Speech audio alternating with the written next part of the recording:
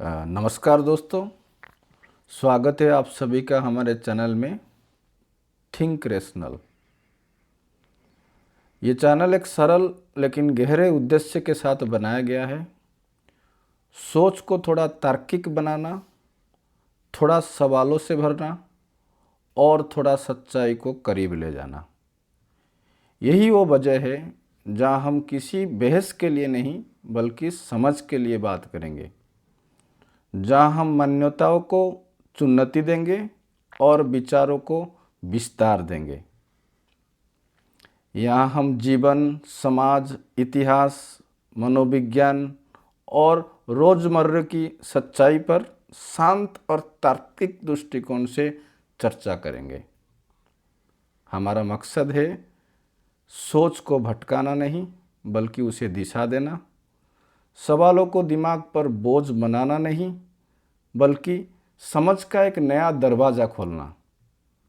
यदि आप भी हर चीज़ को तर्क के रोशनी में देखना चाहते हैं और हर विषय पर गहराई से महसूस करना चाहते हैं तो ये चैनल आपके लिए है।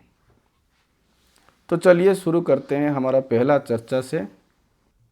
और आज का विषय है no one tells the truth, कोई सच नहीं बताता।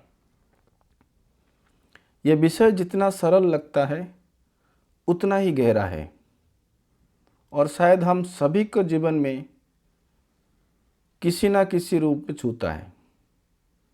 आज इस विषय पर बात करने के लिए हमारे साथ मौजूद है एक ऐसे व्यक्तित्व जिनका सोच, जिनका अनुभव और जिनका जीवन दर्शन लाखों लोगों को प्रभावित करता है। सर, सबसे पहले आपका हार्दिक स्वागत है। इस विषय को चुनने की सलाह आपने मुझे दी थी, तो मैं सबसे पहले आपसे यही पूछना चाहूँगा कि सर, कोई सच नहीं बताता, आपने ये विषय चुना, इसके पीछे आपका सोच क्या है? क्या आपको लगता है कि आज के समाज में सच बोलना, सच सुनना दोनों ही मुश्किल काम हो गया है? आपके अनुसार कौन सच नहीं बताता, समाज, सरकार, मीडिया या हम खुद?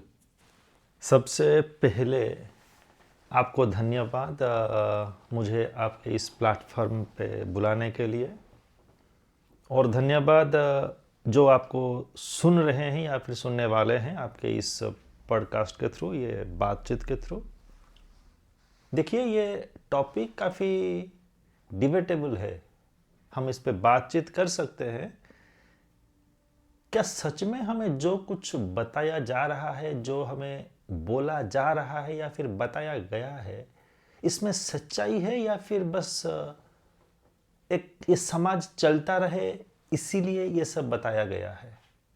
हम इसके बारे में आज बात करेंगे। देखिए, मुझे ये पसंद है कि कुछ एग्जाम्पल के साथ हम कुछ टॉपिक के बारे में बात करें ताकि ये समझ में आ जाए कि हम एग्जैक्टली क्या कहना चाहते हैं। आपने पूछा कि कौन, समाज, सरकार या फिर हम खुद? मैं ये बोलना चाहूँगा कि जब इंसान आए, इंसानों ने मिलकर पहले ये समाज बनाया। ये सरकार, ये मीडिया, ये सब बाद में है। तो ये जो जिम्मेदारी बनती है ये हमारे समाज का बनता है। ये जो मैं बोल रहा था कि एग्जाम्पल के थ्रू, देखिए, हम बात करते हैं एनजीओ के बारे में। मैं रिसेंटली ये फेस किया था, इसीलिए मैं इसके बारे में बोल रहा हूं। देखिए, जो एनजीओ,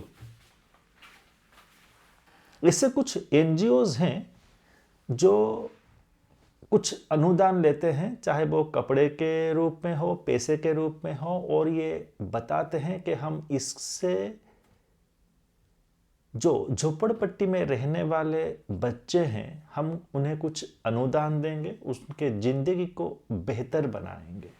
हाँ जी। जरा सोच के देखिए, क्या ये सच में पॉसिबल है? ये छोटे मोटे अनुदान के चलते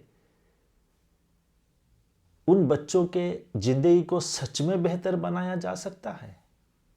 क्या सच में उस अनुदान से वो बच्चे इतने काबिल बन पाएंगे कि वो जो प्रिविलेज्ड हैं समाज में, उन बच्चों के साथ compete कर पाए? नहीं। जवाब तो हमेशा नहीं में आएगा, नो में आएगा। तो आप पूछेंगे यहां पे क्या सच्चाई क्या है और छुपाया क्या जा रहा है? देखिए, मैं ये कह रहा हूं, अगर हम इसे रिवर्स वे में सोचे, ये जो एनजीओ काम कर रहे हैं, आप कभी देखें कहीं पे कुछ नारा लगता हुआ हो या फिर ऐसा कुछ मंचन किया जा रहा हो जहां पर ये डिस्कशन चलता हो एनजीओ के द्वारा कि हम वो झोपड़पट्टी या फिर जो अंडर प्रिविलेज्ड लोग हैं उनको जाकर हम ये समझाएं कि वो जो हालात में, जिस कंडीशन में बच्चों को ला रहे हैं, उस कंडीशन में बच्चों को पैदा करना, लाना एक क्राइम के समान है। हाँ, मैं काफी टफ वर्ड यूज कर रहा हूं, मुझे पता है। ये क्राइम मैं इसीलिए कह रहा हूं जो इस समाज में आ रहे हैं, उस तरह के सोसाइटी में आ रहे हैं, उस तरह के जगह में पैदा हो रहे हैं, ये क्रुएलिटी है। अगर हम एनिमल क्रुएलिटी को चाहते हैं ना हो, जानवरों के साथ भी किसी तरह का क्रुएलिटी ना हो, एक बार आप सोच के देखिए, क्या ये क्रुएलिटी नहीं है उन बच्चों के साथ जो पैदा होने वाले हैं, या फिर जिस तरह के हालात में वो बढ़ने वाले हैं, जो सफरिंग वो देखने वाले हैं? क्या कभी ये समाज ऐसे सोचा है? कुछ इस तरह का एक्टिविटी आपने देखा हो जहां पे लार्ज स्केल में उन तरह के लोगों को ये समझाया जा रहा हो कि उस हालात में बच्चों को लाना नहीं चाहिए? नहीं, ये सच को छुपाया जा रहा है और दिमाग में ये डाला जा रहा है कि हम उनके लाइफ को बेहतर बनाएंगे। अरे, जिनको आना ही नहीं चाहिए था उन्हें लाके उनका जिंदगी बेहतर बनाने वाला ये जो झूठा प्रोपेगेंडा, ये मुझे सही नहीं लग रहा है। मैं चाहता हूं कि इस तरह के झूठ को परोसा ना जाके उस सच्चाई को उजागर किया जाए जिससे उस हालात में वो मासूम पैदा ही ना हो। सर, ये सचमुच सोचने वाली बात है। शायद मैंने कभी इसी दृष्टिकोण से नहीं सोचा था, लेकिन एक सवाल मन में ज़रूर उठता है। चाहे कोई अमीर हो या गरीब, बच्चे तो हर किसी के लिए खुशी का स्रोत होता है और बुढ़ापे में भी वही सबसे बड़ा सहारा बनते हैं। तो फिर सवाल ये है, हम किसी भी वर्ग के लोगों को इस प्राकृतिक खुशी से वंचित करने की बात कैसे कर सकते हैं? क्या सिर्फ आर्थिक स्थिति के आधार पर यह कहना उचित होगा कि फलो वर्ग के लोगों को बच्चों नहीं में पैदा करना चाहिए? सर, इस विषय पर आपका दृष्टिकोण क्या है? काफी अच्छा सवाल है। देखिए, अगर मैं पूछूं कि डिफाइन खुशी की परिभाषा क्या है? हाँ, ये मैं मानता हूं, बच्चे एक नायाब तोहफा होते हैं। हाँ जी। बात यह है कि किस कीमत पर। देखिए, जब एक क्रिमिनल कोई क्राइम करता है, उससे खुशी मिलती है। जरूर। इसका मतलब यह नहीं है कि वो क्राइम होना चाहिए। यह सही नहीं है। जैसे आपने अभी बोला कि बुढ़ापे के सहारे होते हैं बच्चे, मैं मना नहीं कर रहा हूं, मगर खुद के बुढ़ापे को सिक्योर करने के लिए किसी और के जिंदगी के साथ मैं खिलवाड़ करूं, यह कहां तक सही है? देखिए, यह वाला झूठ हमारे दिमाग में डाल दिया गया है कि बुढ़ापे के सहारे के लिए बच्चों को लाना है। एक सवाल मैं यहां करता हूं, क्या हर एक बंदा हर वो बंदा जो ये सोच के बच्चों को ला रहा है, क्या वो गारंटी दे सकता है कि वो बुढ़ापे तक जिंदा रहेगा? नहीं नहीं नहीं नहीं दे सकता। ये तो गारंटी नहीं है। फिर भी वो एक ऐसा दाव खेल रहे हैं किसी एक बच्चे को इस दुनिया में लाके, ऊपर से ऐसे एक माहौल में। मैं ये कभी भी नहीं कहता कि कोई बच्चा पैदा ना करे, मैं ये बोल रहा हूं अगर कोई इतना गरीब है, अगर इतना गंदे माहौल में रह रहा है जहां पे खुद का गुजारा करना मुश्किल है, और वहां पे वो ये सोच रहा है कि उस हालत में रहते हुए मैं बुढ़ापे तक जिंदा रहूंगा और बुढ़ापे के लिए मैं किसी को लाऊंगा और वो मेरे बुढ़ापे को सही से संवारेगा, ये गलत है।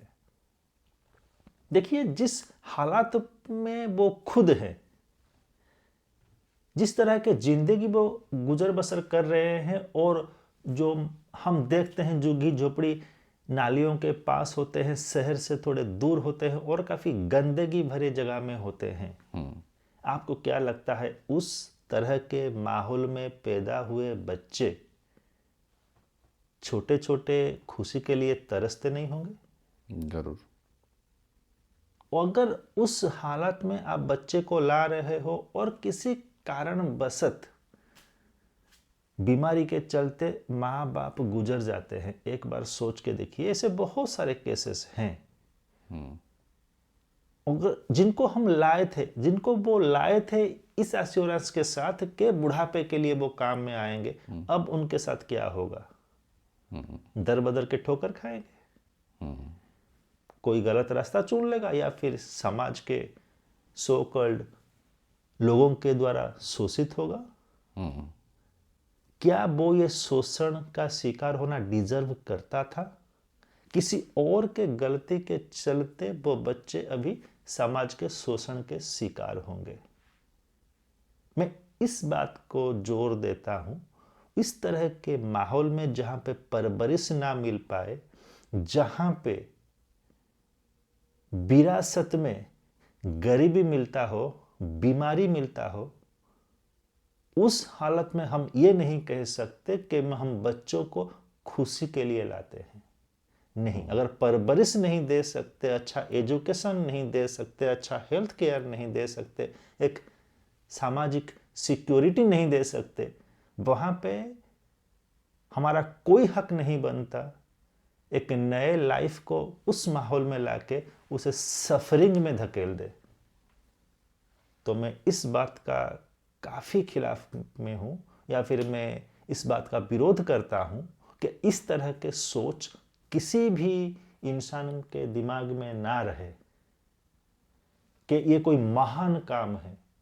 ये क्रूएलिटी है उन बच्चों के तरफ, और ये क्राइम है जो ऐसा कर रहे हैं। अगर लोगों के दिमाग में इसे आज एक क्राइम समझाया जाए, मुझे लगता है लोगों का सोच बदलेगा और इसके चलते काफी सारे मासूम इस बेरहम दुनिया में आने से बच जाएंगे, और खास करके उस तरह के माहौल में जहां पे जिंदगी के नाम पे सिर्फ दुख ही मिलता है।